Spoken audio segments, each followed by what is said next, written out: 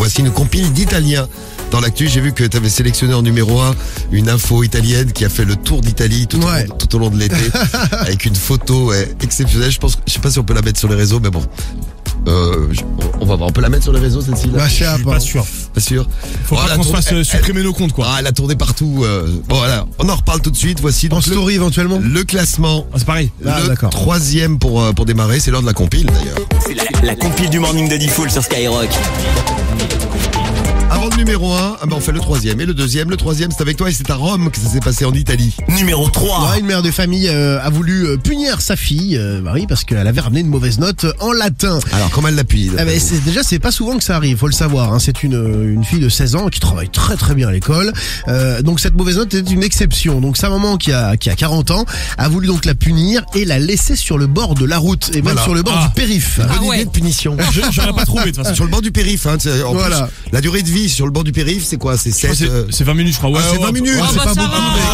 Je crois que c'était 7 minutes. Ça va. Les policiers ont quand même récupéré cette jeune fille et la maman a terminé en garde à vue pour mauvais traitement sur mineur. D'ailleurs, le tribunal pour enfants a été saisi. Voilà, c'est une bonne idée.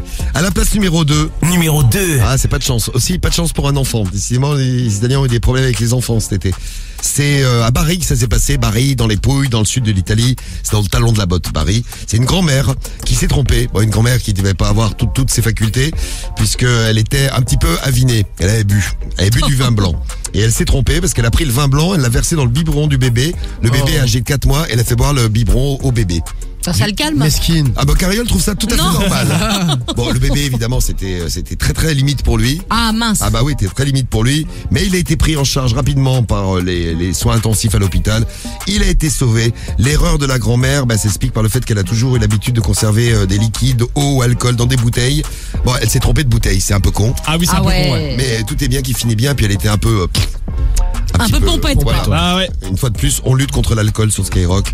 C'est pas bien. Et à la place numéro 1, le champion. Numéro 1. Le champion de l'été. Le champion de l'été dont tout le monde a parlé. C'est vrai que ce mec-là quand même a fait le tour des réseaux bien malgré lui. Nous sommes en plein jour dans une station-service, une pompe à essence italienne. Et un mec est photographié en flag en train de s'enfoncer le pistolet à essence dans le cul. Mais il s'est trompé. Il voulait faire le plein. Voilà, c'est ça, il voulait faire le plein. Alors ça aurait pu être crédible s'il ne tenait pas son zigouigoui dans l'autre main. Ah d'accord. Les images. J'ai vu les images, mais vous n'avez pas fait gaffe à ça. Je suis très observateur, Rémi. Très observateur. Ah oui. Les images ont tourné sur les réseaux, bien sûr. On ne sait toujours pas d'ailleurs si la police a ouvert une enquête pour identifier cette mystérieuse individu. Oui, c'est voilà. Donc, Cariole trouve ça Non. C'est un peu spé quand même. C'est Qu'il a pas un peu appuyé sur spé. la gâchette parce que je pense pas que son estomac. pour faire le plein. Voilà pour les infos des Italiens.